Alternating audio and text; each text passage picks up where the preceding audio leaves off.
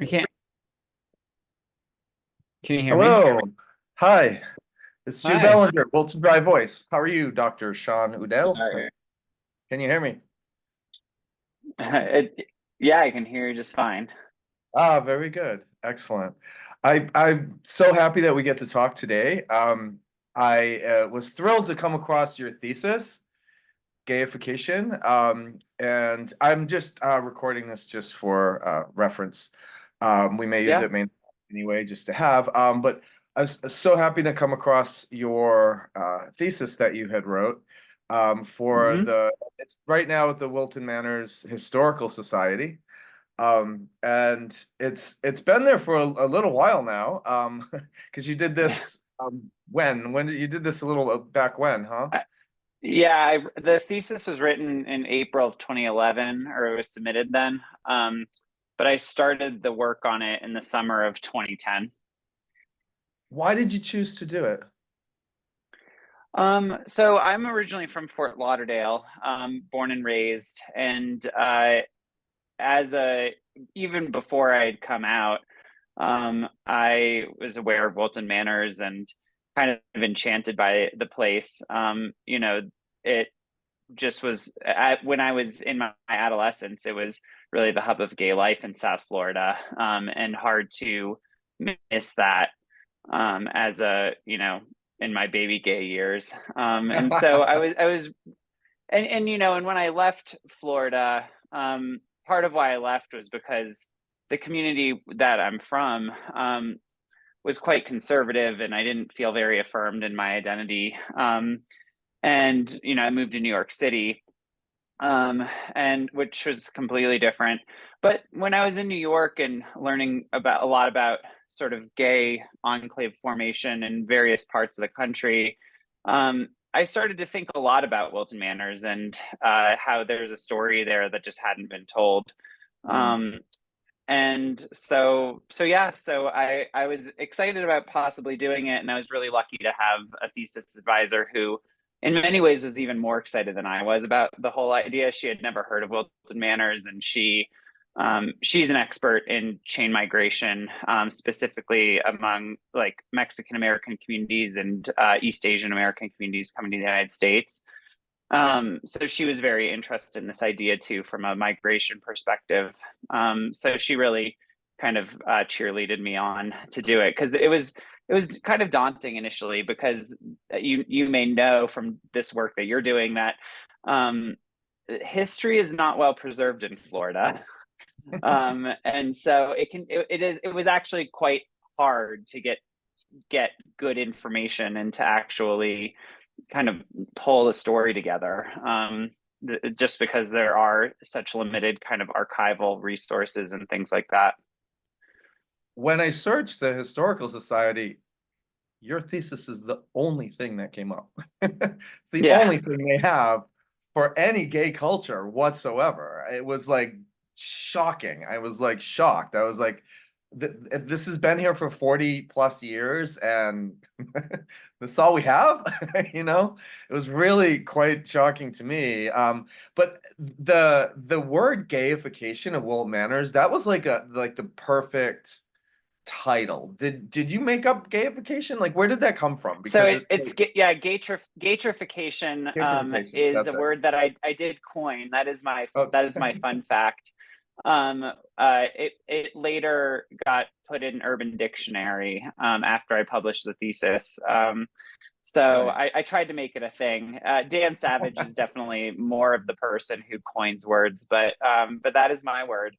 Um, and yeah, and the idea is because there, as I was in the initial stages of putting this thesis together, there is this kind of there's this pervasive belief that gays can fuel gentrification, that gays will move to a neighborhood, make it look nice, and then straight people will see, my thesis advisor always say, they'll see the painted red door and they'll know, oh, this is a neighborhood that's up and coming, and they'll move there. And to some extent, that I didn't necessarily prove that to be wrong in the thesis. Like, I mean, in many ways, that is a story that I think is legitimate. But it's a bit of a stereotype. But that, yeah. So that was kind of But that's it the did origin happen in story of the Wilton word. Manors. I mean, it was predominantly like a black neighborhood, almost a ghetto, when it began to be gentrified by the gays, right? No, so that actually is a big misconception Is it okay? That's why of the I wanted to story. clarify that. Yeah. Yeah, Thank no, and I don't know where that story comes from, but it's a really a story that won't die. It was Wilton Manors. Wilton Manors was 99% white until the 1980 census. And Wilton Manors did not start diversifying at all until 1980. But even between 1980 and 1990, the amount of people of color that moved into the neighborhood was on the single digits. I mean, I'm not even sure it was you. 5%. I actually, it's in my thesis, that particular narrative, because um, that is, I think, a potentially pernicious narrative that does come up with gay field gentrification, where like gays push out Mhm. poor people of color.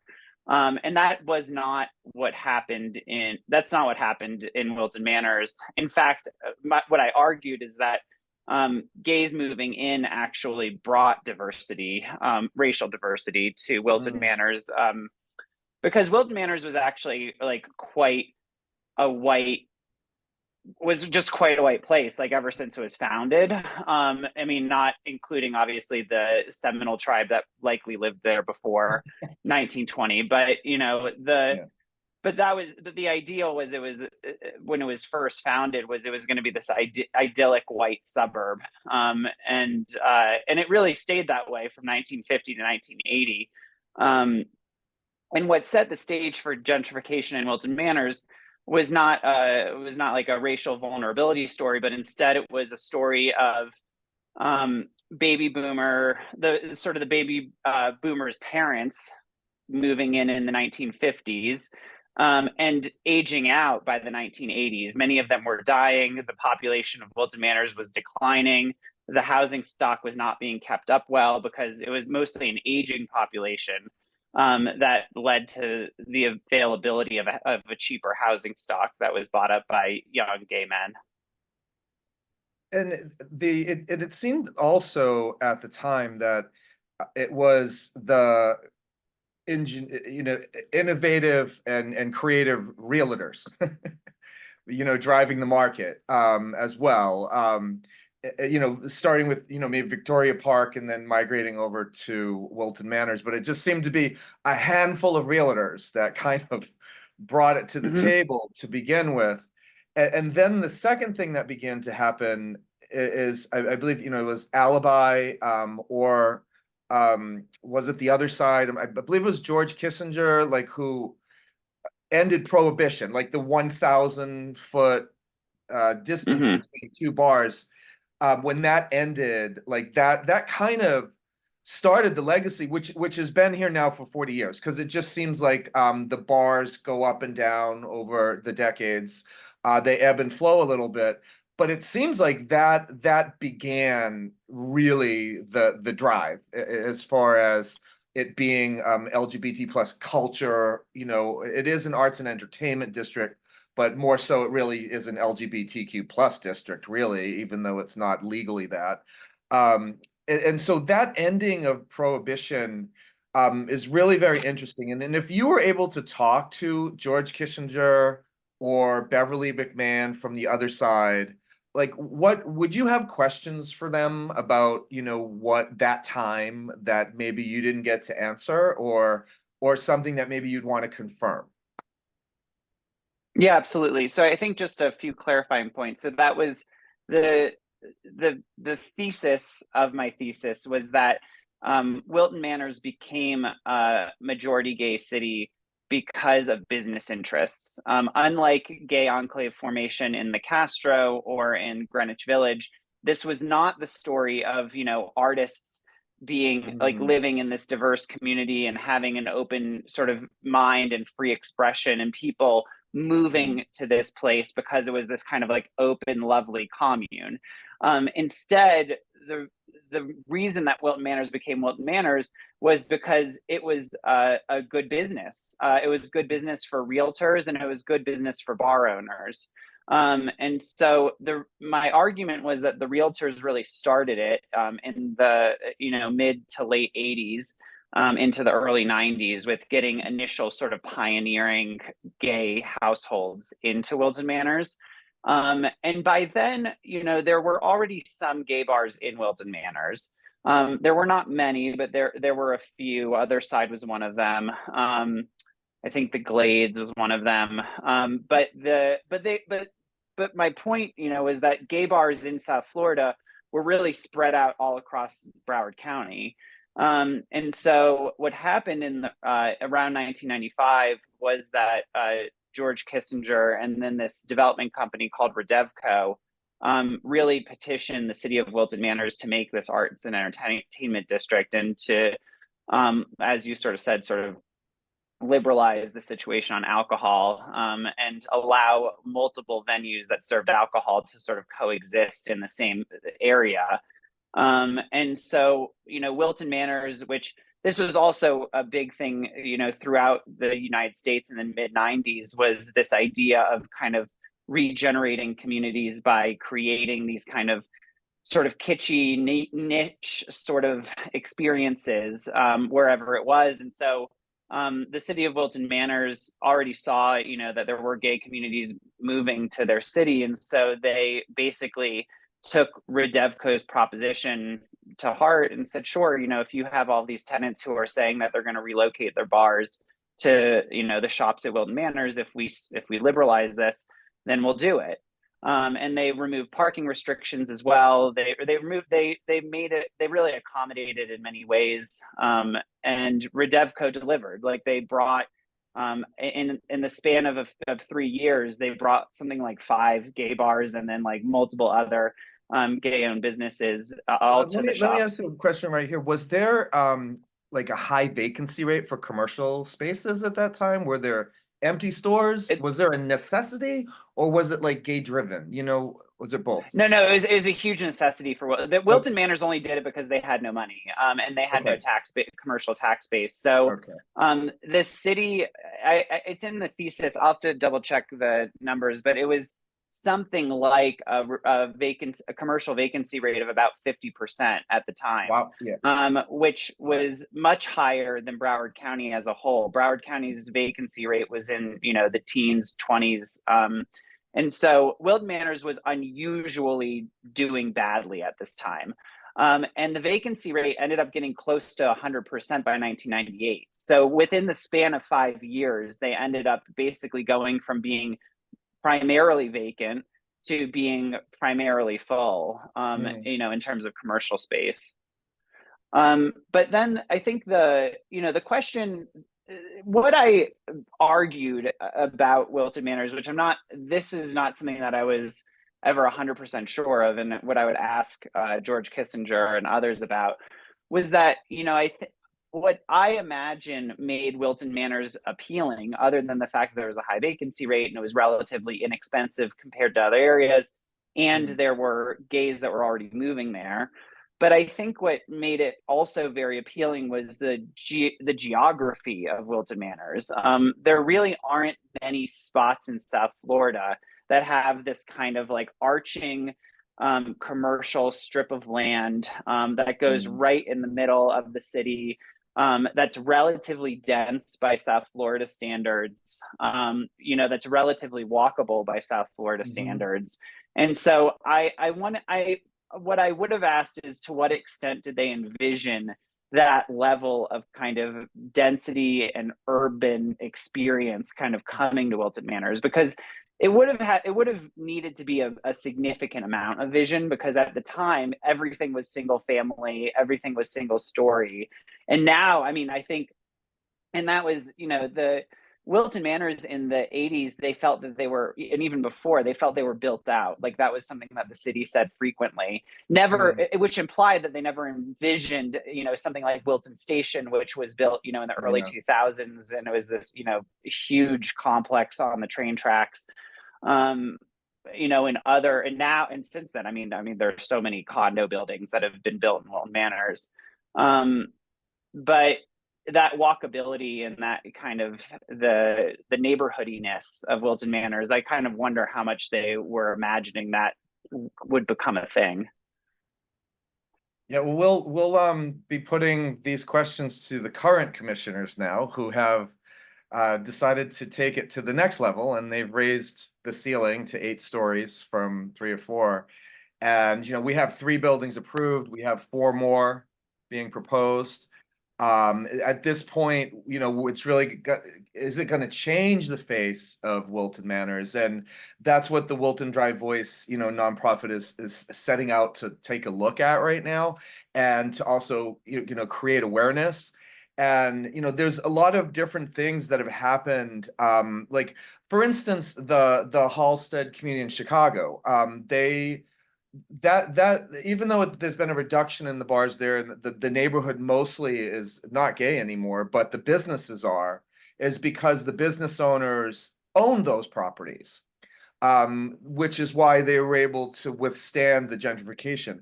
However, here in Wilton Manors, it's a different story. These are built; they're all leased basically, and some gay owners do own some of them, but the majority is not. So we're kind of looking at, what's going to happen when we get at least 15 to 20 new commercial spaces that are high end in these new buildings with condos above them and apartments. And of course, they're going to be more expensive than Wilton Manors has ever seen. So that's going to bring everything up. We've already seen leases go up, and we just lost the Pride Corner due to leasing going up, and things are already starting to shuffle a little bit. And some of the bars have long-term leases, like 12 years, 15 years left. So that's kind of good. But if you were to talk to the commissioners or the city now, or the residents of Wilton Manors, aside from telling them, if you sell your house, try to sell it to the LGBTQ plus community. Aside that, like, what advice would you give Wilton Manors right now, as so you were there for the Gaytrification and covered that. We don't want it to be de-gaytrified. So what would be your insights, your advice, or whatever, to the Wilton Manors community right now, to preserve our LGBTQ plus culture here? Well, I think the importance of having a space for the LGBT community needs to be kind of crystallized for all parties involved, right? And so that importance is self-evident for people within the community. But for folks outside of the community, I think there needs to be a clear why. Like, why is this worth saving? And I would use the history of the economic argument of how Wilton Manors came to be as the argument for why it ought to continue to be somewhat majority LGBT, because something that comes to mind immediately as I think about the 2008 financial crisis. During that time, property values in South Florida tanked across the board. And what was interesting was that Wilton Manors actually was largely spared that huge dip in the financial crisis. And for the most part, home values remained steady during that time. And the reason was because there was a community of folks that wanted to stay and live in Wilton Manors no matter what. Like, this was not a population that was, going to be a fair weather fans, that were there for, the moment of living in South Florida. Like, these are people that are, an interconnected community that, feel the connection to this space and a belonging in the space. And so from an economic perspective, I think there's a really strong argument to be made that when you have a community that's really invested in the land, in the community, in the city where they are, that on the whole, it gives a lot more security to your town than kind of chasing the money, at any given moment, because that stuff is all, South Florida, right, is like the definition of ephemeral. Like, everything changes in South Florida for the most part. And I think it's I think Wilton Manors has had multiple boom and bust cycles, but like a way to avoid further bust cycles is to really invest in the community that has propped it up for the last 30 plus years. So that would be, so I would primarily make an economic argument about it, because I don't know that other, like, you know, the touchy feely stuff I don't think is going to sway anyone otherwise, but I think it makes good business sense for the city to invest in its community. Yeah, that makes a lot of sense. I'm, looking forward to hopefully having more discussions with you about this in the future. I think we're going to run out of time pretty soon. So I wanted to thank you very much for this. And hopefully I would like to get the film cameras on you, because we're going to make this into a documentary. And because it's time. It's time that this legacy gets, put down in a really beautiful way. So that's kind of our next steps as we grow with this. And we're gonna take this conversation that we had today as beginning steps of forming what this documentary is eventually going to be. And maybe we'll see you in Utah, or maybe we'll send you some tickets to come and visit your hometown. Yeah, I'd be happy to do either. That would be, it would be fun. And I love that you're doing this. I mean, it is exciting for me that, someone read my thesis and is going to do something useful with it. It's well alive. I have forwarded your thesis to 3 people writing books. Oh, nice. And I should probably share that with you and send you their names, which I will email that to you too. As yeah, no worries. No, that's great. That. But yes, your thesis lives on. Thank you so much for actually having something at the Historical Society. Yeah, I honestly was surprised I was surprised they put it in there, because I think it was a bit of a there were little jabs here and there towards, I mean, because the Historical Society is a very, at least it was when I was writing this, like a cisgender old white basically like group of folks. Yeah, and that feels very strongly about like that 1950s type heritage of the town. Yeah, that's what they're preserving, yes, yeah. Yes, that's yeah. preservation. Yeah. Right. Yeah, it's still the same. It hasn't changed. Yeah. So I think there was a fair bit of storytelling, that kind of happens there, that when I was kind of going through the data, I was like, this isn't true. Like, it's not. But specifically around how run down Wilton Manors was in the 80s. Like, I think that the Historical Society really downplays that reality. They kind of like to believe that the gays just kind of bought everyone out, and it wasn't. It was, it was just they were in dire straits financially. Wow. But anyway, no, that makes sense. Well, that's why they raised the building. They need the tax money right now. That the city I'm needs sure. again. So again, the next thing, the next chapter. So thanks for being with us in this next chapter, in this transition. We'll see what happens. And thank you so much. And you're in Utah, right? I think you're in Utah. I am in Park City. Yeah, oh, Park City. Very good. Okay, awesome. Yeah. Great to talk to you today. Thank you so much. And we'll stay in touch. All right, cool. Thank you so much. Okay, goodbye. Bye.